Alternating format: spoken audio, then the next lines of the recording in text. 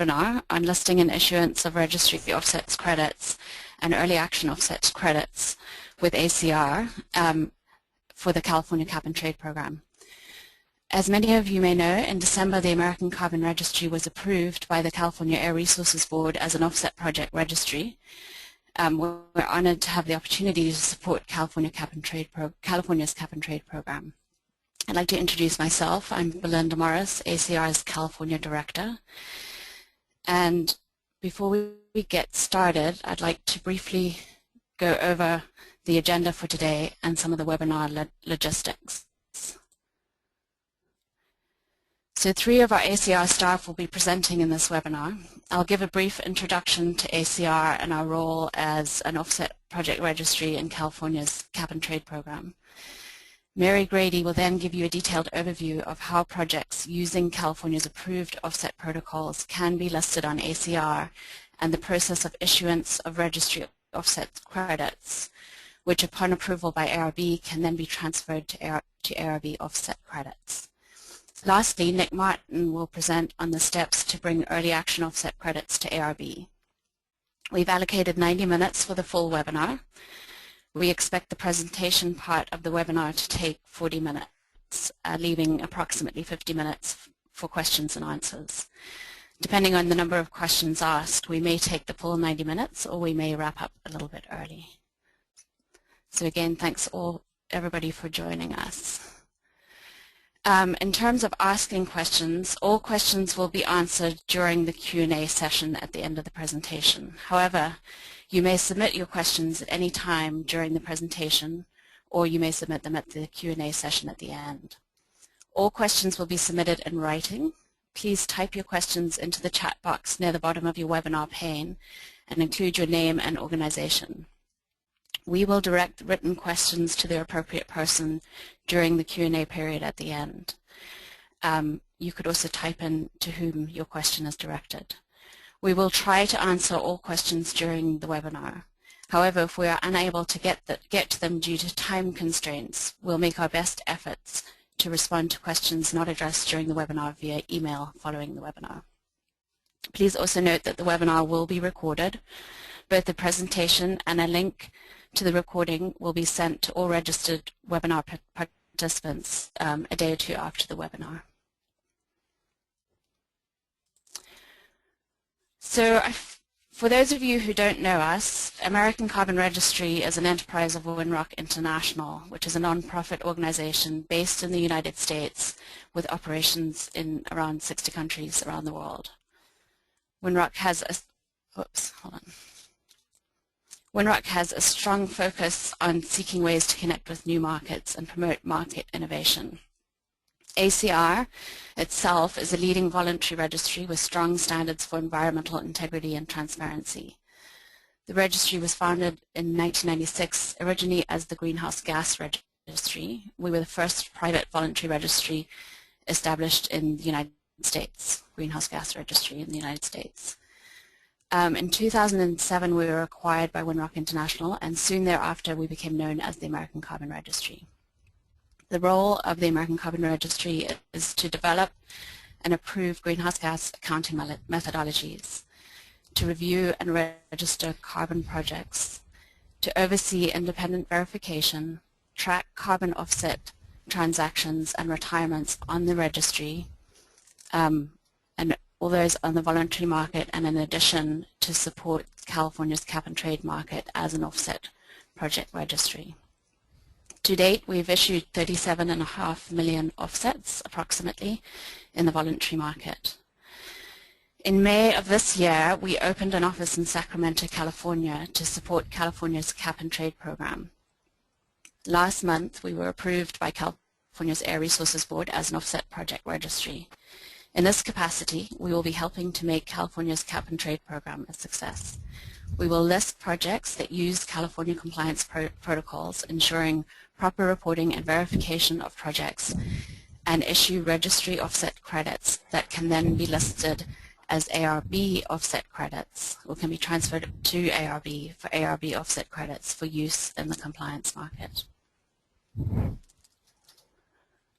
So in the introduction, I first just like to clarify three terms that are used for the different types of offset credits. Firstly, an ARB offset credit, which is by some referred to as an ARBOC, but we will call it ARB offset credits, is a tradable compliance instrument issued by ARB that represents a greenhouse gas reduction or greenhouse gas removal enhancement of 1 metric ton of carbon dioxide equivalent. The greenhouse gas reduction or greenhouse gas removal enhancement must be real, additional, quantifiable, permanent, verifiable, and enforceable, and may only be used for offset projects using compliance offset protocols. A registry offset credit, sometimes referred to as a ROC, is a credit issued by an offset project registry for a greenhouse gas reduction or greenhouse gas removal enhancement of 1 metric ton of carbon dioxide equivalent.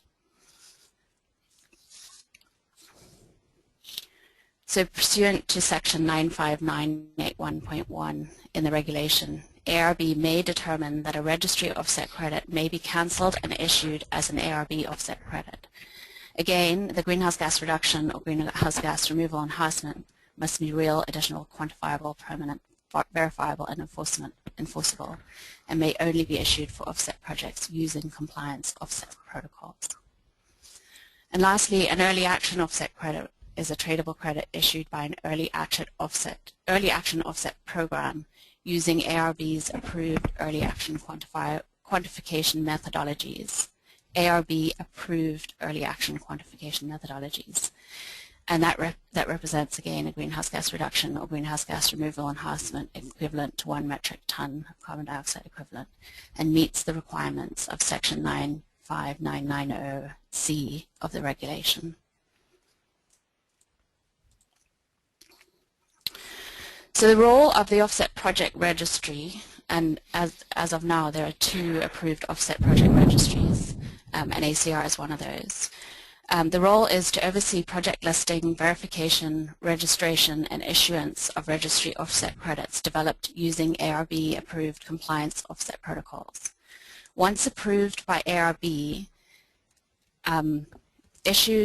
registry offset credits that have been issued can then be cancelled on the Offset Project Registry and reissued as ARB offset credits on the Compliance Instrument Tracking System service known as KITS. Compliance offset projects must register with an ARB-approved offset project registry. Early action offset projects must register with an ARB-approved early action offset program.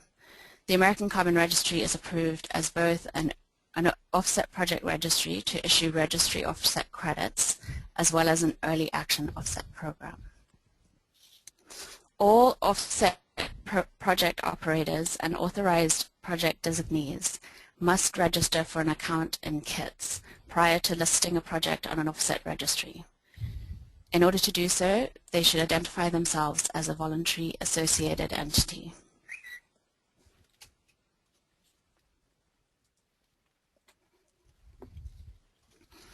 So projects developed following ARB, so what projects actually qualify for ARB offset credits? Projects developed following ARB-approved compliance offset protocols can list with an offset project registry. ARB currently has approved 4 compliance offset protocols: U.S. forests, which is biological sequestration in forests for 100 years, and includes improved forest management, restoration, and avoided conversion, those 3 project types. Secondly, urban forestry, which is biological sequestration in urban tree plantings for 100 years. Thirdly, ozone-depleting substances, which includes the destruction of high global warming potential greenhouse gases from appliances and firms sourced in the United States. And lastly, livestock, which is the capture and destruction of methane from manure using anaerobic digestion. In addition, ARB has 4 early action quantification methodologies.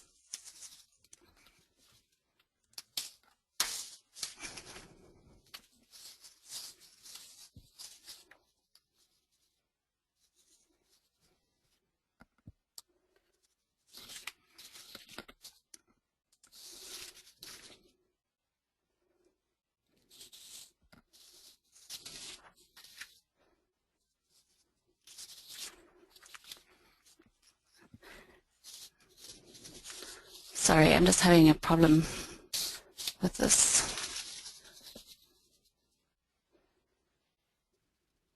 Okay. Just another note is the geographic scope for the current approved protocols are limited to the United States. So regarding who can list compliance offset projects, an offset project operator, or OPO, is the entity with the legal authority to implement an offset project. Per section 95974 of the regulation, the offset project operator may also designate an authorized project designee at the time of offset project listing or any time after offset project listing. An offset project operator may modify or change an authorized project designee once within each calendar year after the offset protocol has been listed. The offset project operator must identify to ARB or an OPO, Offset Project Registry, the rights and responsibilities they are assigning or delegating to the APD, the authorized project designee.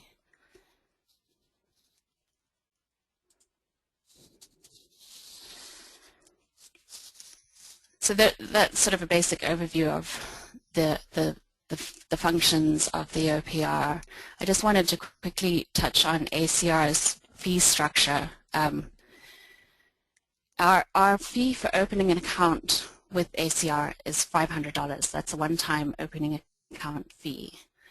After that, we have an annual account fee of $500.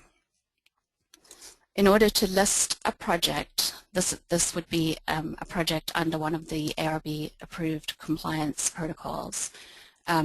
There's a one-time fee of $750 per project. Once offsets are issued for that project, these are then real serialized tons, which are available on the registry and are in public view. They're issued, but there actually isn't a fee at the time of issuance. There is an offset activation fee, which occurs when the offsets are either transferred to another account holder, in which case, and this fee is invoiced to the project developer, or there's also the offset activation fee when the offset is cancelled for reissuance on the Air Resources Board.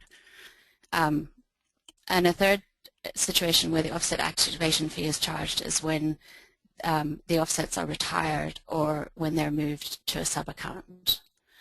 The offset transfer fee is charged when the offset is transferred to another account holder, and in this case it's invoiced to the account holder receiving the offset credit. And lastly, we have an offset cancellation fee. So when the offset is cancelled for reissuance on ARB, there's a charge of 3 cents. So I'm going to hand over to Mary Grady, who's our Director of Business Development, and she's going to go through the registry functions. Thank you, Belinda. Hello, everybody. I'm going to go over some of the more process-oriented and related steps to list a project, have the project verified, have tons issued, and then all the way through for canceling the tons to issue registry offset credits on cancel the registry offset credits for issuing of ARB offset credits on the kit. I don't know why my slide's not advancing. Right.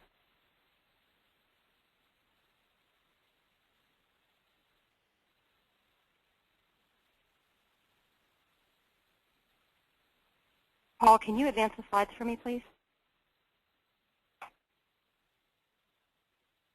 So the first step, as Belinda said, in the regulation, before an offset project can be listed by an offset project registry, the operator and, if there is an APD, the authorized project designee, they must register for a KITS account with ARB. So that is a necessary step for compliance protocols. The offset project operator also has to have an account on the American Carbon Registry. you can find the account application information on our website under the tab for membership. And Paul, you can advance to the next slide. Under the tab for membership, you'll see that there is a link on the left to open an account, and also on that page is all the information, registry document, terms of use, operating procedures, the fee schedule, and an outline of all the steps necessary to open an account. So when you click on the Open an Account, it will take you to this online American Carbon Registry Terms of Use Agreement. You click to agree to each one of the sections of the Terms of Use. Down below, you have to identify who's the person that's agreeing to the Terms of Use, and that person must have the authority to bind the organization. And then you click to Submit, and the following page will just have you fill in basic account information. Once you, then American Carbon Registry Administrator will review your account application. It typically takes a few days to approve an account. In some cases, if we require more information, it may take a little bit longer, but typically a few days. Once you have an account and you log in, this is what you'll see. This is basically your opening screen and your account dashboard. And along the left, you have all the kind of administrator functions like setting up your account and managing your account information. You can add new users to your account and additional logins. There are reports, both your own reports on your own activity and then also public reports. And then on the right side, and circled here, is the Manage Projects portion. And the next step that you have on your projects will always be highlighted here. Account balances, so it will show you all the tons that you have and whether they are active or inactive or if they're in sub-accounts. And incoming and outgoing transfers, and then also message notification if there are any messages in the system. So this is really a one-stop shop to look at your account. So on that dashboard, you go to the Submit a New Project link under the Project Management section. That'll open up a new window, and there's 3 tabs across the top. One is for Project Setup, where you would enter your basic project information. The second tab in the middle is Project Documents, and that's where you will upload all required documents. And the third tab is the tab to enter project emission reductions and removals. So to start to list your project, you go to the new Submit a Project link, and you enter your project information under the tab on the left, the Project Setup tab. So that's on the next screen. We have a little screenshot here.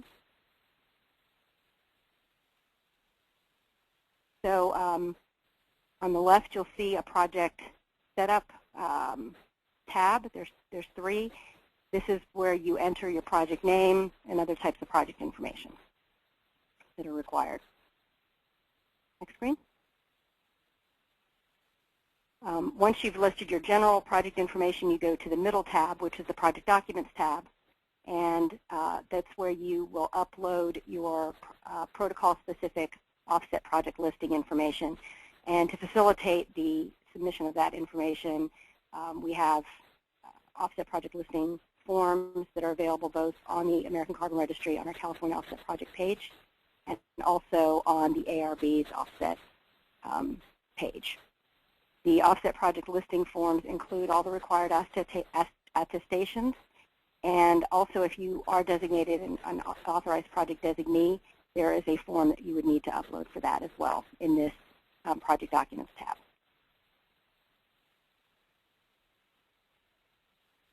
So you can see now that the green tab in the middle is highlighted. That's Project Documents. The document types that are required to be uploaded for each step along the way are listed in the drop-down menu and marked with an asterisk.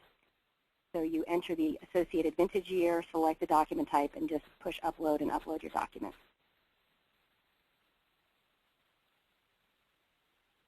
Once that offset project listing information has been submitted through the registry, we will review it for completeness and notify the authorized project operator, or APD, if the listing information is complete or incomplete.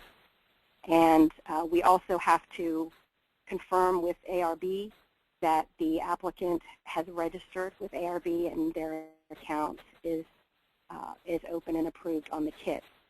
And within 10 days of receiving the listing information and making sure that, confirming with ARB that the entity is registered, we will determine the eligibility of the project for listing. And if it's approved, the project status will be changed to proposed project. And then the listing information is available to the public on the registry public review page. This is just a screenshot that shows an example that there's an ARB status, and this status is then changed to proposed project, which means the project has been approved for listing. And once the project listing is approved, the OPO or APD can submit the offset project data report, and you do that in the same way as the listing documentation under the Project Documents tab. You'd scroll down, select the offset project data report as the document and the associated vintage year, and upload that document.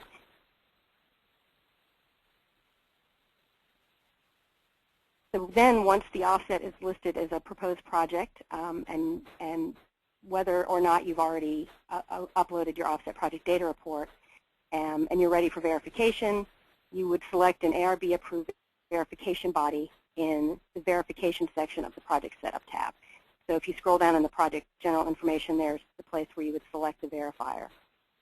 ARB-approved verification bodies will be named with other ACR-approved verification bodies on our registry website. They're also listed on ARB's website. Only those verification bodies that are approved for the California compliance protocols will be options in the system for selection. So if your project is listed using a compliance protocol, the only verification bodies that will show up in this drop-down menu are the verification bodies that have been approved by ARB. All approved verification bodies are approved for all compliance offset protocols. So they will all be listed on this drop-down. Next page. So you would select the verifier, but before the offset verification services can begin, the verification body must submit a notice of offset verification services to ACR, and then may begin the offset verification 10 working days later or earlier if approved in writing by ARB. The verification body must also submit a self-evaluation of the potential for any conflict of interest between the verification body and the entity for which it will perform offset verification services. So that form, the form for both the notice of offset verification services and for the conflict of interest self-evaluation are available on ACR's website and also on the ARB website. The verification body would complete those documents and go to the documents, the same documents tab, and upload those two documents for ACR's review.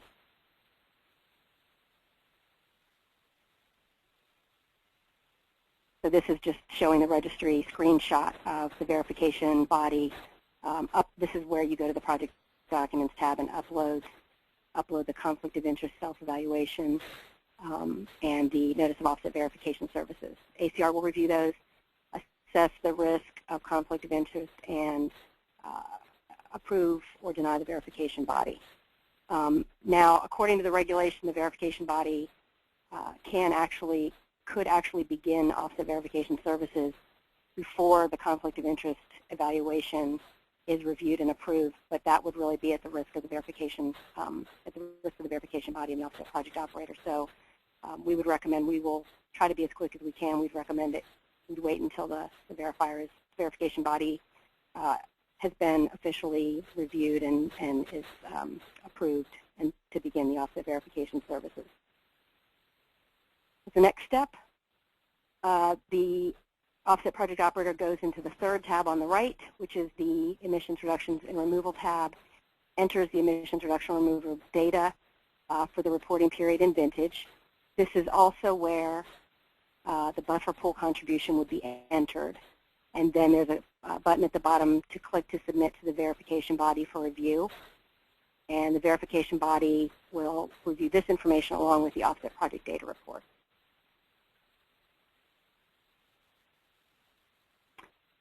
At this point, once the time has elapsed after the notice of offset verification services, the verification body will conduct their verification for ARB's requirements. Once the verification is complete, the verification body will upload the verification statement and verification report along with the attestations, and this would all be in the project documents section of the registry. And the offset project operator would then submit the required information to ACR to determine if registry offset credits will be issued. We will review the verification statement and report, and if the greenhouse gas emissions reductions were issued a positive offset qualified positive offset verification statement, and the submitted information meets the requirements of the regulation, we will issue serialized registry offset credits. So the tons will be issued for the project, and the status of the project in the registry will then change to active registry project. Just a couple of notes on that.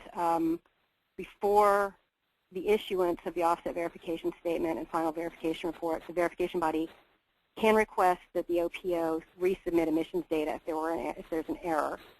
And ACR can also request resubmittal of verification documents if needed.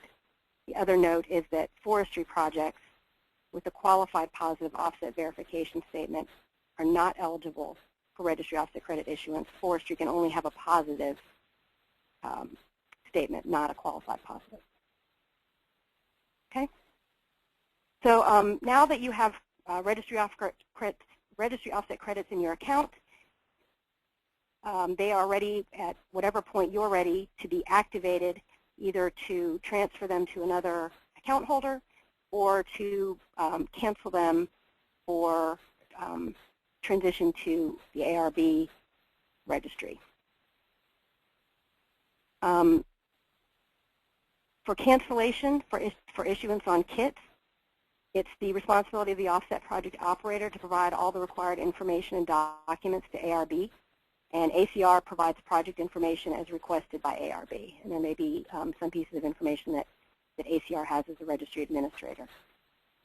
ARB will review all of the documents and make a determination, and once the determination is made that the project meets the requirements of the regulation and all information submitted is complete, then ARB will approve cancellation of registry offset credits from ACR.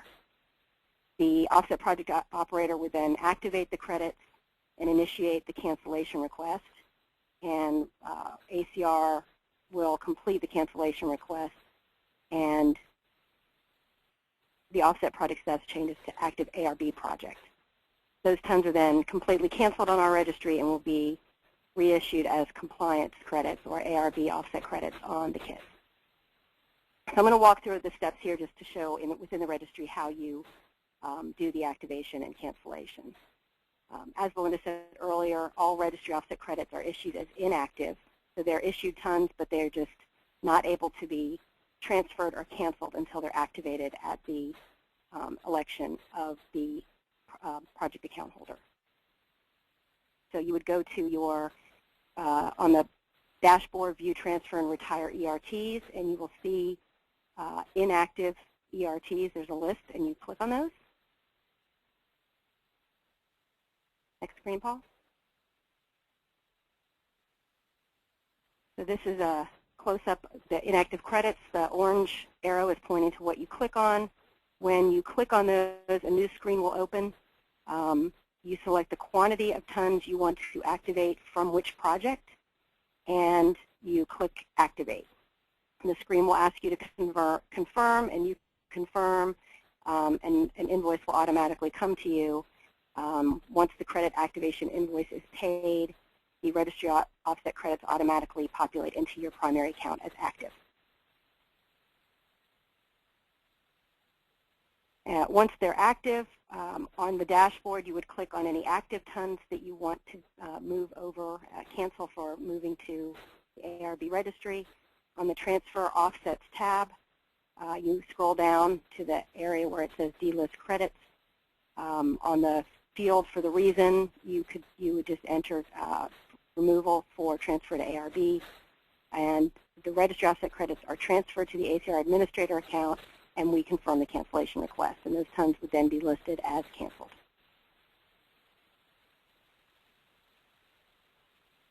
I think that that's all for me, and at this point I'll turn over to Nick to talk about early action offset credits and how the process for those is a little bit different. Thanks.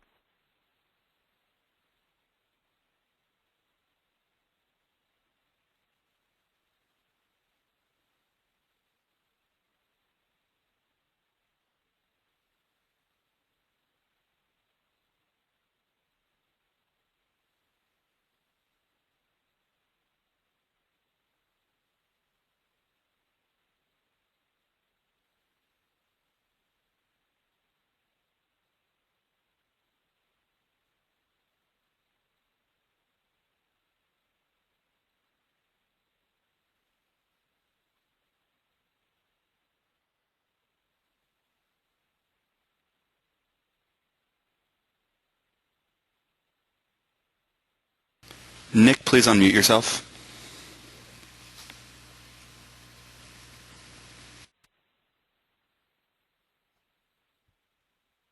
Sorry, this is Nick Martin, and I was just beginning my presentation while muted. Sorry about that, everyone.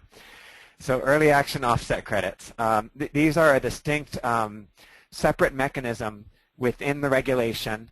Mary's just been talking about the process for compliance offsets, which are created under the compliance offset protocols, go through a whole process of on the offset project registries, resulting in the issuance of registry offset credits.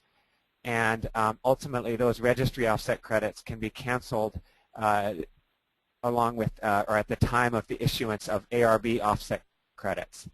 So think of that as one whole sort of trajectory through the system for projects that are developed under the compliance offset protocols. Early action offset credits are a separate trajectory, although the endpoint still is ARB offset credits. So this is a separate part of the regulation 95990. What is an early action offset credit? Well, it's an offset credit that results from greenhouse gas reductions and removals occurring between 2005 and the start of 2005 and the end of 2014.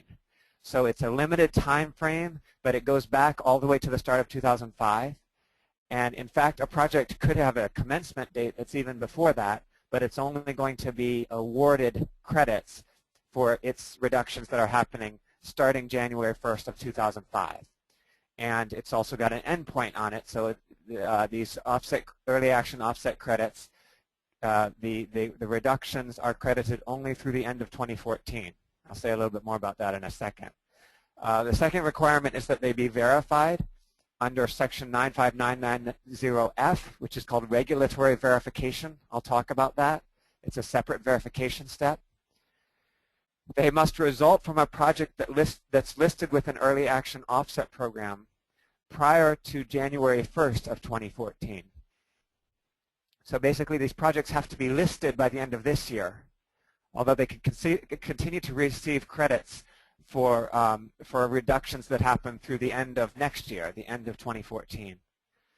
They can only result from projects located in the United States, and they have to be developed under currently one of 4 recognized offset quantification methodologies, which I have listed there, and there's even specific version numbers. So the Climate Action Reserve Livestock Protocol version 1 to version 3, and the rest of those you can read from this slide. Urban forests, U.S. ozone depleting substances, and forests, they all have specific version numbers in the regulation with some additional stipulations which I'll discuss for forests, the forests protocol. It's possible in the future that other protocols would be added to this list of early action offset quantification methodologies, but that's currently the list. Those are the only protocols that are eligible for early action offset credits. So until the end of this year, the implication is that until the end of this year, ACR, as a recognized early action offset program, can list projects developed under any of those 4 early action methodologies. Those could be projects that are using the early action offset protocol and not listed or registered anywhere as yet. So projects are still allowed to use the early action offset protocols even if they're just starting. There may be some reasons project developers want to do that, but of course they do also have the option already to go straight to the compliance offset protocols. So that's the first scenario in which a project is brand new, it's using the early action offset quantification methodology, one of those four that's listed in 95990C, but it hasn't listed anywhere. A second scenario is that projects that are already listed on an early action offset program but haven't been issued any credits yet. That's another type of project that could now register as an early action offset project. And then finally, a project that's listed and has been issued some credits could list on ACR, but it could only be issued credits for reporting periods that have not been issued by another early action offset program. Obviously, you can't have more than one early action offset program issuing credits for the same reporting periods. As I mentioned earlier, as long as the project's listed before January 1st of 2014, it can continue to be issued early action offset credits for any greenhouse gas reductions achieved through the end of 2014. But that's sort of the end of early action. Beginning with in 2015, all projects have to use the compliance offset protocols if they want to be issued registry offset credits and ultimately ARB offset credits.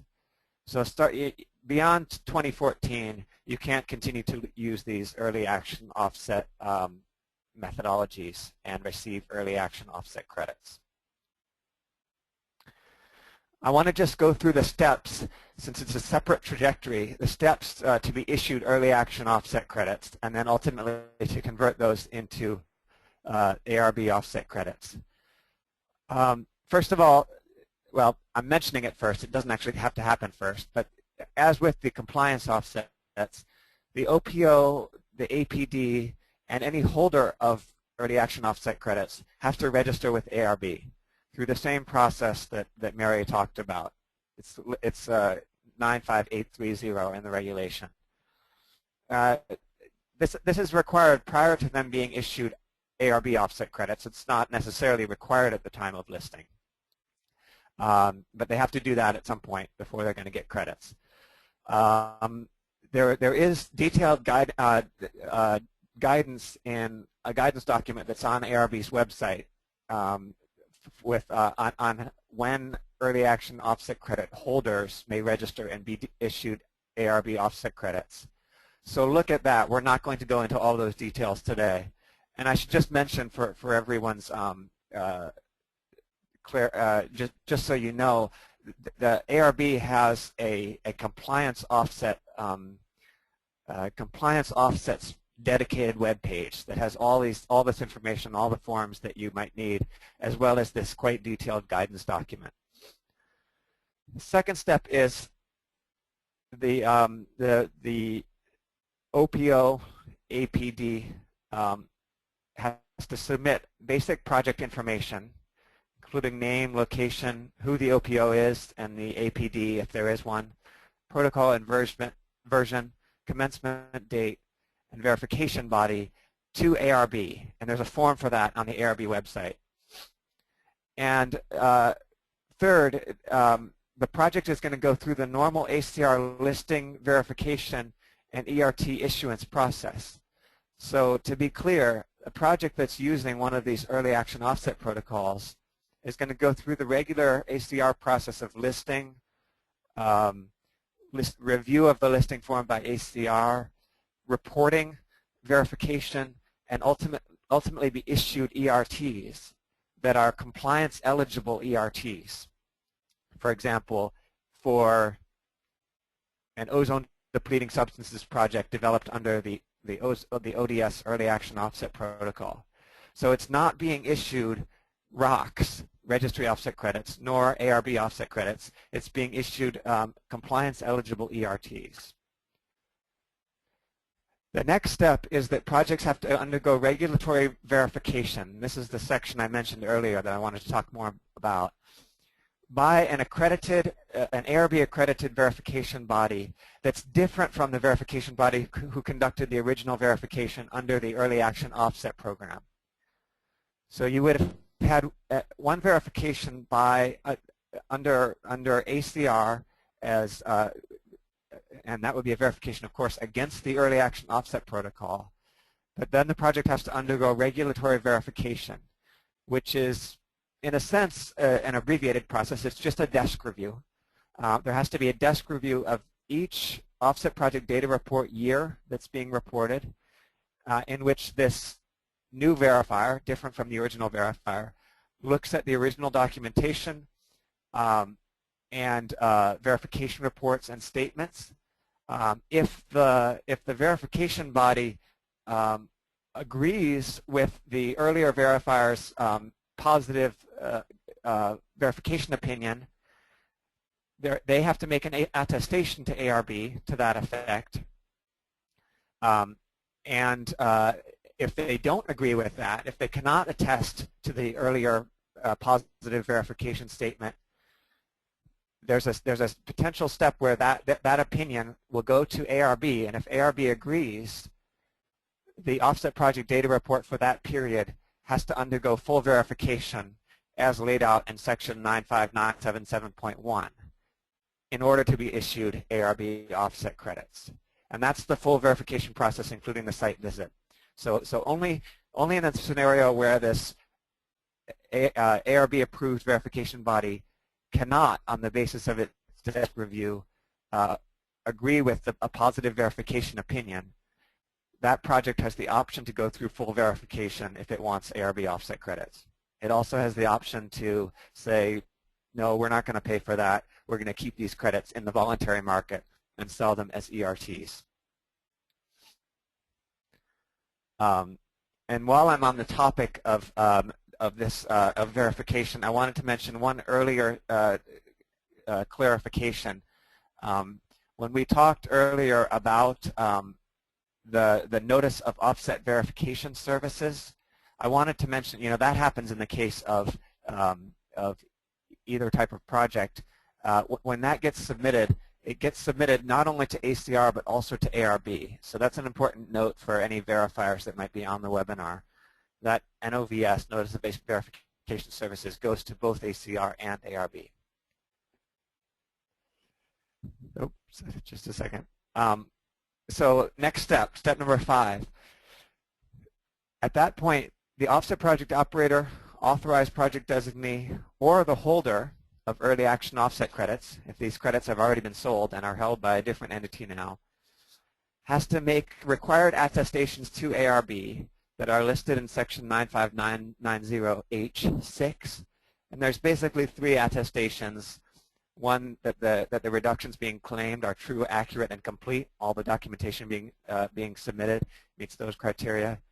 Second attestation has to do with voluntary, that the OPO, APD, or holder is participating voluntarily in the ARB offset program and submits itself to ARB enforcement.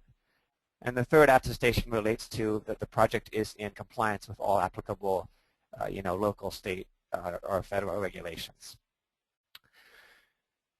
Once those attestations have been made, the next step is issuance of ARB offset credits. So here's a project that's already got early action offset credits. Now it wants to convert those into ARB offset credits that can be used for compliance. In the case of urban forestry, livestock, and ODS, as long as all the documentation meets ARB's requirements, there will be a one-to-one issuance, one ARB offset credit issued for each early action offset credit that is canceled. For forestry, there are some additional complications and stipulations, and this has to do with the fact that forestry has non-permanence issues and a buffer account. Before ARB offset credits can be issued for early action forestry projects, the early action offset program has to transfer all early action offset credits that it's holding in its buffer account for that project to ARB. ARB will place ARB offset credits in the forest buffer account that's managed by ARB, and that will be calculated not based on how the project came up with its number of buffer credits in the original early action offset protocol, but using the risk assessment procedure in the compliance offset protocol for forest projects. So those numbers could differ, And as a result, there's some formulas in the regulation for how that potential difference is handled. ARB will compare the buffer in the buffer contributions of that project in the early action offset program to the buffer contributions that would be required by the compliance offset protocol. If the early action offset project buffer exceeds what's required in the compliance offset protocol, ARB would issue ARB offset credits that are equal to the number of early action offset credits that the project was issued and is now canceling on the early action offset program. But if it's less than that, then there are formulas in the regulation to basically say that the ARB offset credits that ARB will issue will be the early action offset credits that the project has been awarded minus the difference. So in other words, if a project really, per the compliance offset protocol, needs to put more credits into the buffer to provide permanence, those are going to be deducted in order for ARB to have enough credits to go into ARB's forest buffer account. Finally, there's a provision for optional recalculation of the baseline for forest projects that were developed under the Climate Action Reserve's Forest Project Protocol version 2.1 because of differences in the baseline methods between that voluntary protocol and the ARB compliance offset project protocol. And it's optional because it could result in the project being awarded more credits, but projects don't have to do that. They can just be awarded credits one-to-one. Final steps here really just relate to the avoidance of any double counting and making sure the early action offset credits are retired. The ARB will notify the early action offset program within 10 days of its determination to issue ARB offset credits. The early action offset program will cancel those early action offset credits from its system within 10 days of being notified by ARB. At that point, ARB will notify the offset project operator, authorized project designee, or any holders of early action offset credits of this issuance of ARB offset credits and issue those ARB offset credits. It will issue them and transfer them into the holding account on kits. So that's the end of our presentation. I think we're going to leave up here contact information. We've tried to sort of provide specific people for different kinds of questions. So registry questions can go to Mary Grady or Lauren Nichols. I should have put her name up there as well. Lauren is very expert in the registry operations side and everything that Mary presented today. Technical questions related to the compliance protocols can come first either to me or to Lauren. And you see our confirmation, our contact information there. And then any questions related to California market, broader California registry operations of ACR can go to Belinda Morris, and we'll try to leave those contacts up for a minute. So I'm going to hand back to Belinda now, who will facilitate the question and answer period. Great, thanks very much, Nick. First of all, I just wanted to apologize for those of you who thought that the webinar began at 9 o'clock. We had to change the time to 8:30 and a notification was sent out, so I really apologize if you did not receive the notification. But I also wanted to let you know that we will be doing another webinar in the near future. And in addition, the presentation will be emailed to those of you who registered following the webinar, and there will be a recording of the webinar made available shortly thereafter. So for those of you who did join late, I wanted to let you know that all questions are being submitted in writing. I see a couple have your hand up, so if you could just put your question into the chat box. Basically, you just need to type your question into the chat box near the bottom of your webinar pane, and if possible, you include your name and your organization. Okay, we're getting quite a few questions in here, so I'm going to start first of all with a question that came in early on from Philip Cunningham, and he asked, has ARB decided whether offsets from nitrogen management will be approved as ARB offsets? And I think, just answering on their behalf. At the moment, they have not decided whether or not nitrogen management will be approved. They have announced that they are looking to develop a rice management protocol and a coal mine management protocol this year, with the possibility of it being approved, both of those being approved for next year, but that all depends on how everything pans out. Philip, I'm going to answer your second question. So another question from Philip Cunningham. Actually, I'm going to direct this to Nick Martin. Why has ARB not accepted offsets from landfill projects in ACR and CAR if this is an uncapped sector outside of California? So Nick. Yes, I mean, obviously that's really a question best to put to ARB. We have talked with them about it, and there has been a lot of discussion of that. As my understanding of the policy position, the policy determination they have made is that because that would be a capped, largely a capped activity in California, or sorry, not a capped activity, but an activity that's mandated by regulations in California.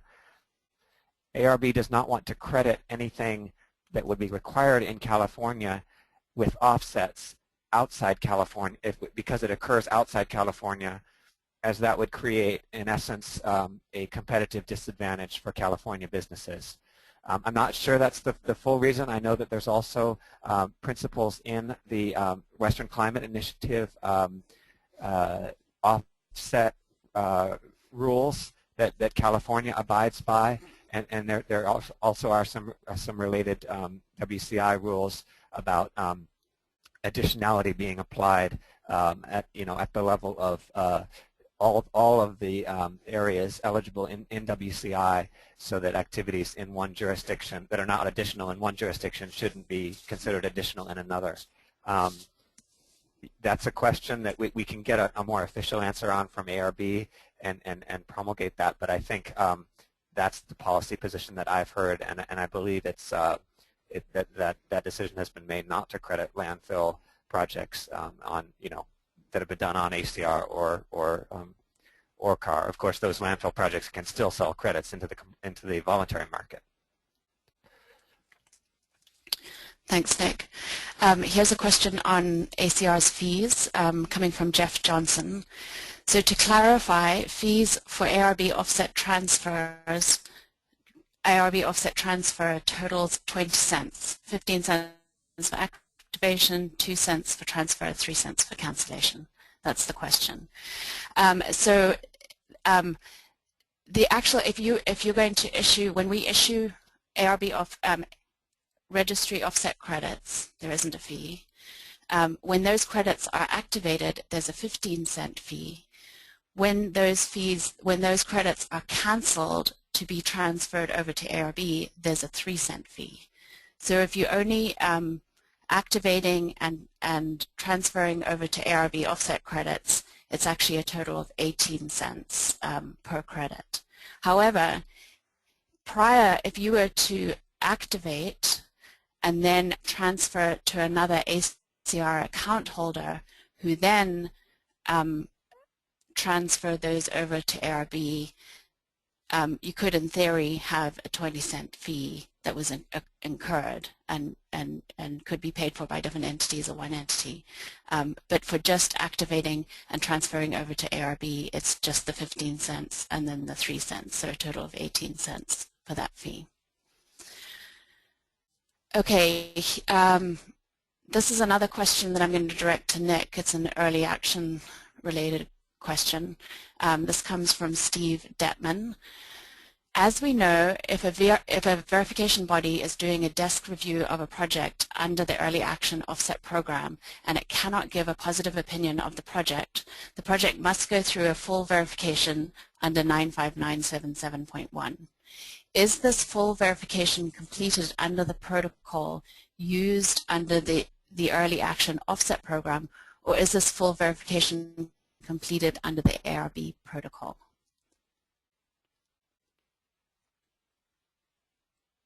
Nick?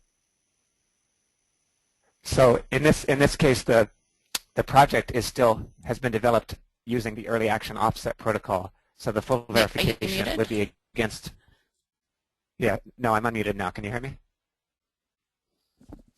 Yes. Oops. Okay. So the project has been developed under the Early Action Offset Protocol. The full verification would be done against the Early Action Offset Protocol under which the project was done. I'm not sure.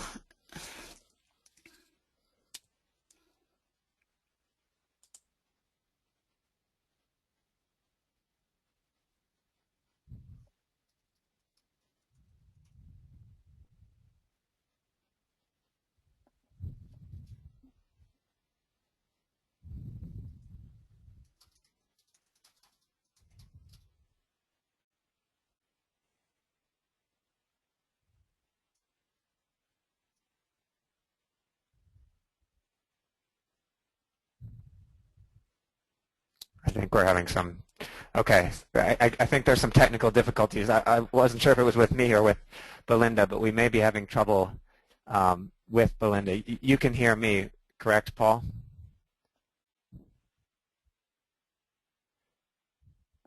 I can hear you, Nick. Okay. Yes, we could hear you, Nick. Sorry about the technical difficulty. Okay.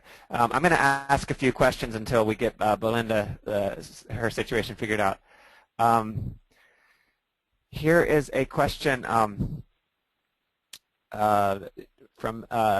again, on early action.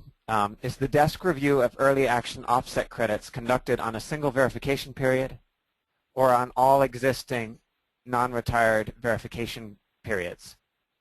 It could be either, really. It can be as much as the OPO for that project wants to have verified. So they can submit a single verification period for desk review, have that verified in order to request ARB offset credits for that reporting period, or they can have that desk review scope include multiple reporting periods and then have that all go through the desk review, and if they want to request ARB offset credits for all of a number of earlier verification periods. They can't, of course, be seeking ARB offset credits for early action offset credits that have already been retired, as the question indicates. This can only be for early action offset credits that are listed, have been issued, are sitting on the early action offset program, and have not been sold or retired. I'll keep going here. If an early action forestry project transfers to ARB and its original buffer contributions exceed ARB's requirements, will the project be granted the difference, or will all OPR credits be transferred into ARB's buffer account? The latter is true. All the early action offset credits that are in the buffer for that project have to be transferred over to ARB. That's a decision that's been made by ARB, and that's the first step. As I mentioned in one of my slides, that's the first step that happens, and then ARB makes its calculations whether the buffer credits as calculated by the compliance offset protocol exceed or fall short of the early action offset credits that have been transferred over. I will keep going. Certainly, Belinda, if you get back on, you can take over again. Does ACR have a variance process similar to that of the Climate Action Reserve? We of course have a variance process for our voluntary protocols, but I want to be clear on this. Neither ACR nor the Climate Action Reserve can apply any sort of variance process to the compliance offset protocols. Those are ARB protocols. We can't grant variances on them. If there are questions on the protocols, we have a process for answering those questions if they're answered in the protocol itself or in an existing guidance document, or conferring with ARB to get an answer to questions but there aren't any variances that can be made to the compliance offset protocols. Now, if the question is referring to the early action offset protocols, yes, there's a variance process similar to other ACR and CAR protocols that are operating in the voluntary market, where you could imagine an offset project operator saying, we were missing data for a month of metered data on our livestock project. There's nothing in the protocol about this. This is a hypothetical example because I think that there is actually things in the protocol about something like this, but just to give an obvious example. There's nothing in the protocol. We want to discount. We want to take that reporting period off entirely, but after that start receiving credits again. ACR can make those sorts of decisions, but only about the early action offset protocols, not about compliance protocols.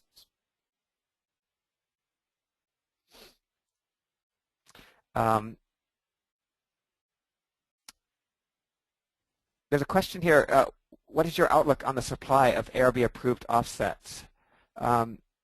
We did a study on that recently. Belinda, are you back on? Do you want to address that? I'm not sure we have Belinda. I guess I want to refer and we'll make this available, refer the questioner to a study that ACR conducted on supply of offsets under the both early action and compliance offsets under the protocols approved so far.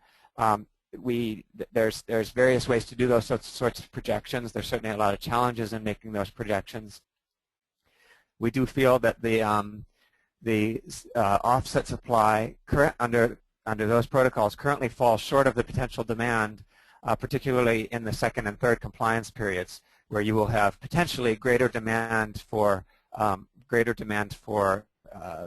compliance offsets because of the additional sectors coming under the cap. It's a complicated and sort of lengthy topic, though, and because it's outside the scope of this webinar, I think what I'd like to do is just refer people to our website to take a look at that supply analysis if they'd like to do so.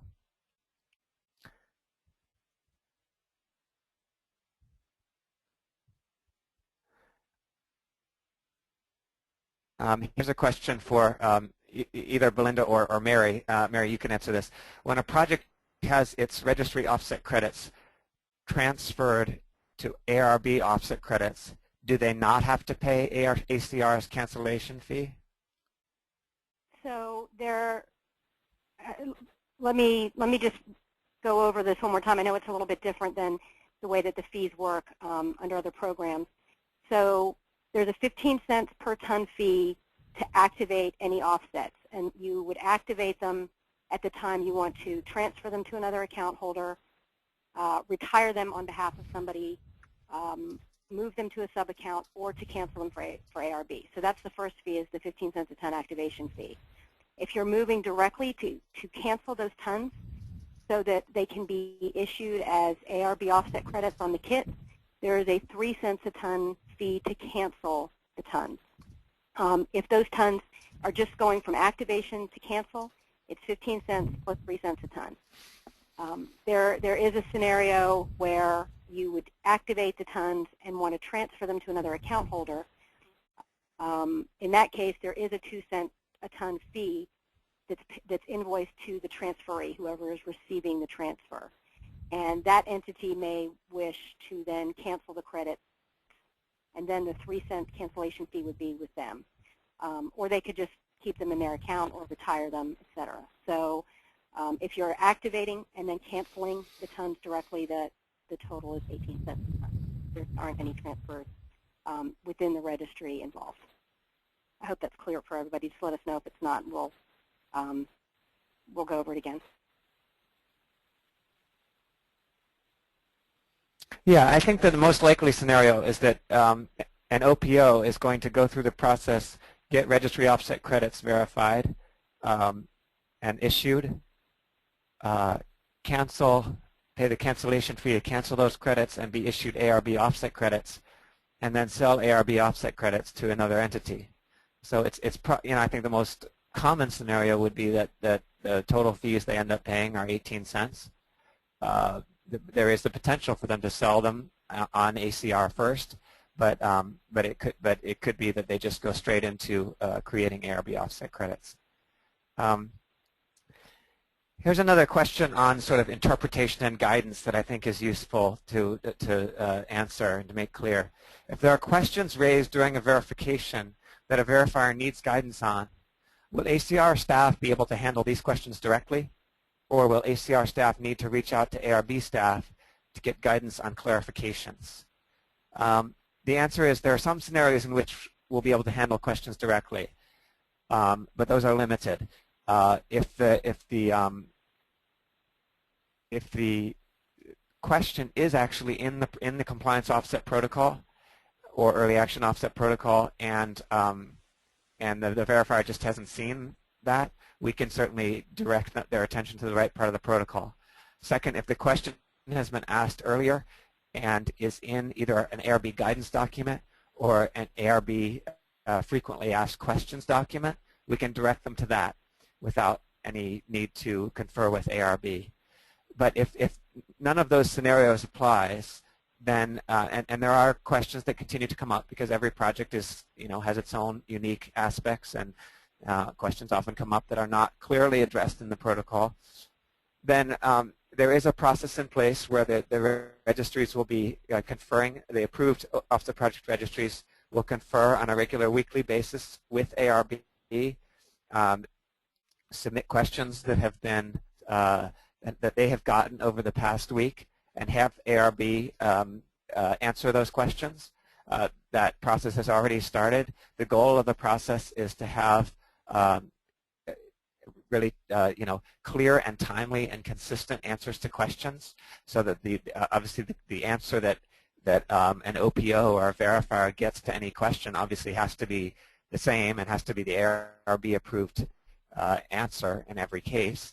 And by meeting weekly, ARB really wants to make sure that these answers come quickly, and that the offset project listing verification, et cetera, process can proceed smoothly. So and then any questions that are sort of answered through that process will continually be added to either guidance documents that come out, or to continually updated FAQ, frequently asked questions documents. And at that point, the question is available to everybody. If somebody else asks that question, we can refer them to the FAQ, et cetera. So that's the process for the offset project registries being able to handle questions or confer with ARB.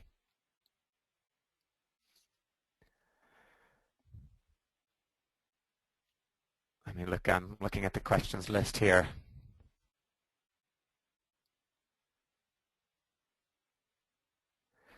Here's a question. Given the fees on ACR, if I have already received a positive verification opinion for a project listed on another early action offset program, but have not registered those offsets, can I submit the project and verification opinion to ACR as an early action project and subsequently convert to ARB, or convert those to ARB offset credits? Yes, that can be done. Not in the case that you've already been issued credits by. This is where I'm not totally clear on the question, because the registered is used in different ways by ARB and by the Climate Action Reserve. But if you've gotten a project listed and verified, but you haven't received credits from the Climate Action Reserve, that project could be submitted to us. If you have gotten credits from the Climate Action Reserve, then you could only submit different vintages to us for the regulatory verification desk review process and issuance of early action offset credits that could subsequently be converted into ARB offset credits.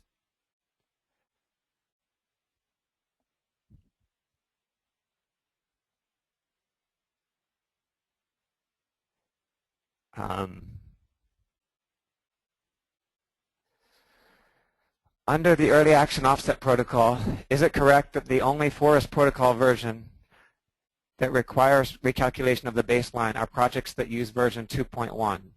For those that use version 3.1 or others, there is no need to recalculate baseline based on the ARB protocol. Is that correct? That's correct. There's no required, in fact, there's no required recalculation of baseline under any version, as I understand. But there's an option for projects that were developed under CAR version 2.1 to recalculate the baseline using the baseline methods in the compliance offset protocol. For projects that were developed under the Climate Action Reserve version 3.1 and 3.2, there's no recalculation of the baseline.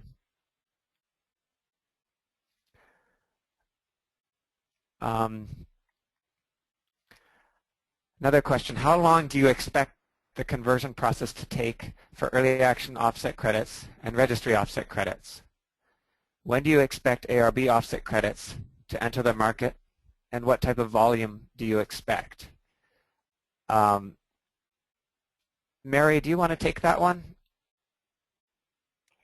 Well, I think that the best answer that we can give is, you know, it's going to be determined. This is all a very new process, and you know, we're going to have to work through. There's a lot of early action offset projects that are likely planning to undergo a desk verification and convert, and so you know, that is going to be a question of the availability of verification bodies to do all that work, and then submitting all the documentation to ARB, ARB's review. You know, so that part I think is all unknown. Could take you know, a few months, I guess, in a good case scenario to have the desk verification, ARB review documentation, and approve for issuance on ARB's registry. The actual physical process of, you know, submitting documents, canceling tons, having them reissued is, you know, I think trivial compared to all of the process work that has to go into reviewing projects. So I think we probably would anticipate seeing ARB offset credits issued, you know, maybe late first quarter, if, you know, in a very optimistic case, but it's possible. And with regard to volume, you know, there's a large volume of credits, of early action credits that I'm sure we'll want to transfer, and we've already received some compliance listing information for projects to be listed using the compliance protocols, and those will also likely start, you know, churning through the process and the verification. So hopefully, you know, mid to late this year, we're going to start seeing a nice volume of ARB offset credits issued. So it really is going to be a wait and see how the process goes, and hopefully it'll go more smoothly as time goes on. Great, thanks, Mary. There's a question in here which is a little bit outside the scope of the webinar. I just want to refer the questioner to get in touch with us. The question is, he owns 1,000 acres of New Hampshire forest. How could they get started on evaluating this as a potential 100-year forestry project? You can get in touch with us by, you know, you can send an email to me on the by the email contact that's on the slide. This is not something ACR does, of course, but I can. Basically, you would probably want to get in touch with a consultant that knows these protocols well and can do a feasibility assessment. I think you would be looking at doing it under, you know, evaluating the feasibility of a forestry project under the compliance offset protocol, and there are certainly people out there with a lot of experience doing that. So I'll just ask you to get in touch with us directly, and we can see if we can refer you to someone. The question here, there are coming soon placeholders for verification guidance documents on the ARB website. Do you have any insight as to when those documents will be released? I am not actually sure. I know that those are coming very soon. There's a number of different guidance documents that ARB is working on, and I will we can get an answer on that from them and get back to you, Zach, with an answer on that.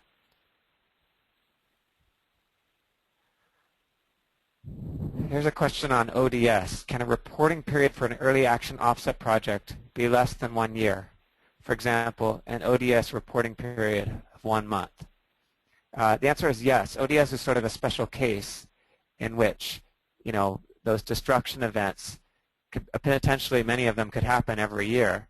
And so the ODS reporting period can't exceed a year, but the reporting period could be much shorter. There's 2 scenarios, though, for an ODS project. One scenario is the project has multiple destruction events, but waits to put them all together and consider them all one project and have those all verified at once, because the you know, that requires a verifier site visit and so on. And that, of course, also delays them being able to turn those into issued credits and delays their cash flow.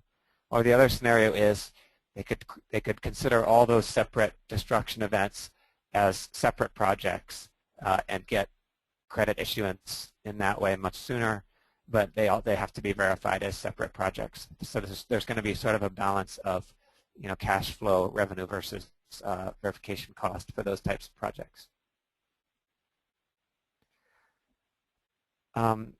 Question on verification. I'm sorry if I missed this earlier, but will conflict of interest evaluations be reviewed by the OPRs and ARB, or both? Who will approve the conflict of interest forms?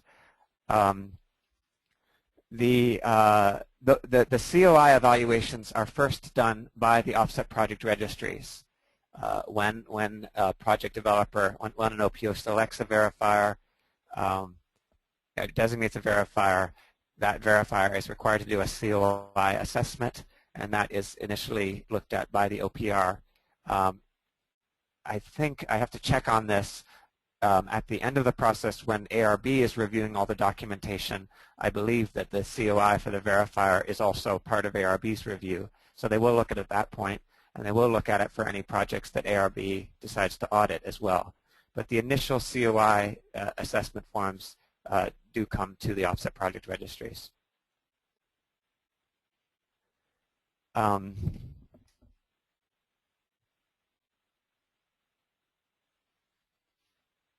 Okay, I'm trying to see if there's more questions. Nick, this is Mary. You may want to briefly describe also the OPR's role in auditing verifications, project verifications. Sure. So the regulation also requires offset project registries to audit. In fact, both ARB and the OPRs will be auditing a portion of the projects.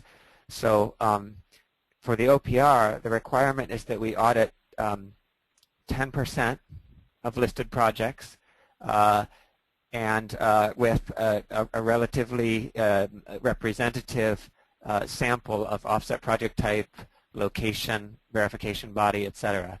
So we're required to do that by the regulation. We will be selecting projects to audit, and that means you know, the verification will go along its usual path, but there will be a staff person from the offset project registry as well, going along with the verification team, visiting the project and overseeing that as well. I have a clarification to an earlier question. We're getting real-time clarifications here from ARB, so thank you. ARB will ask the offset project registries to send to ARB the conflict of interest evaluation as soon as we receive it. So if ARB sees anything that's a red flag, they'll be catching it in real time, rather than simply waiting until the end of the process, as I suggested in my answer, which was not correct.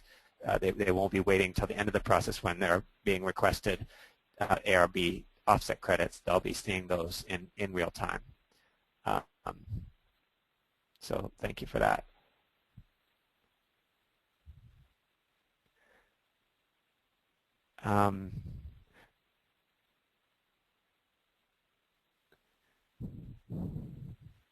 Okay, a few more questions. And Belinda, feel free to ask as well here. If I'm trying to sort of scan through the questions, but if you see some and you want to take over, please feel free.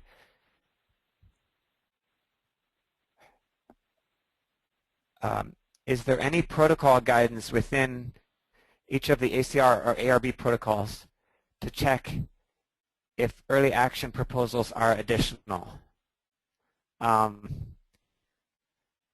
So I want to break this question up a little bit. First of all, these aren't ACR protocols. ACR does have its protocols for the voluntary market, but these are just, there's only two scenarios here, early action offset protocols and ARB protocols.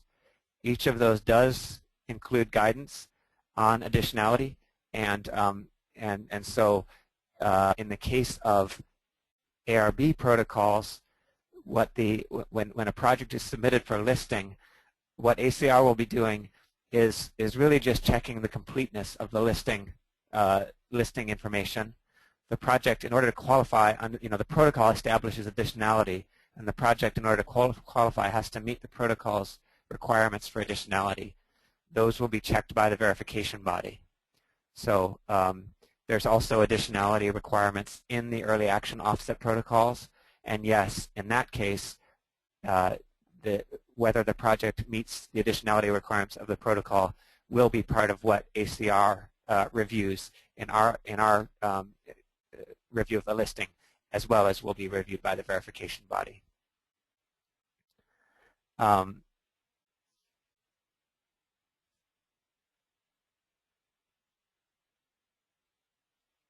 section on early action offset projects mentions OPDRs, but the verification tasks state a review of original project documentation.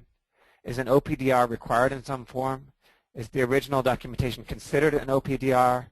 Is there a separate OPDR form for early action projects? Yeah, thanks for this question. We were discussing this just the other day with ARB. When OPDR is used in that section, it's a little unclear, and and what it means is the original verification documents. The OPDR is really the reporting form. I'm sorry, it means the original reporting documents as submitted to the early action offset program. OPDR is really one of the compliance offset protocol regulatory terms that refers to an offset project data report for a compliance project, and therefore, projects that are listed on the early action offset programs won't have OPDRs. They'll have monitoring and reporting reports in whatever form the early action offset program requires. So I think that as I understood it from ARB, the use of OPDR in that part of the regulation is a little unclear, and what gets reviewed is the original documentation submitted to the early action offset program. I think we addressed this earlier. This is a little different from what it's about the audits. I mentioned that the offset project registries are required to conduct audits at 10% of the projects. The question is, ARB will also conduct audits, correct? What percentage? That is correct. The ARB will conduct audits, and I don't know if there's a percentage specified in the regulation or if that's at ARB's discretion. So I'll have to get back with you on that answer.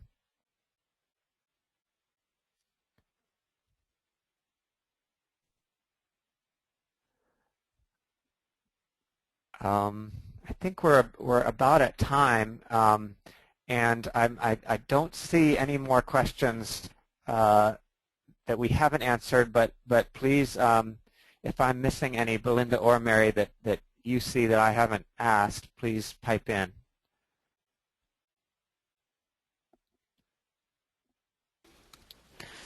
I think we've covered pretty much everything that was asked. Belinda, before you close it, let me give just one more clarification, real time from ARB. there is no specified percentage that they will audit. They could audit up to all of the projects if they wanted to. That may be unlikely, but there's no constraints on the percentage or number they could audit. Okay, great. Thanks very much, Nick, and I apologize for the technical difficulties I had earlier. I was thrown off my internet and had a hard time getting back on. But thank you very much to everybody who joined. We had a very good attendance and we had some great questions. And please don't hesitate to contact us if you have further questions. The information is on the contact information is on the last page of the presentation, and the presentation will be sent out to you shortly after the webinar has finished. And in addition, as I mentioned earlier, there will be a recording of the webinar available for you in due course. So thanks very much. We hope to be doing we're planning to be doing regular webinars and keeping you updated as we move forward. Thank you very much for attending. Goodbye.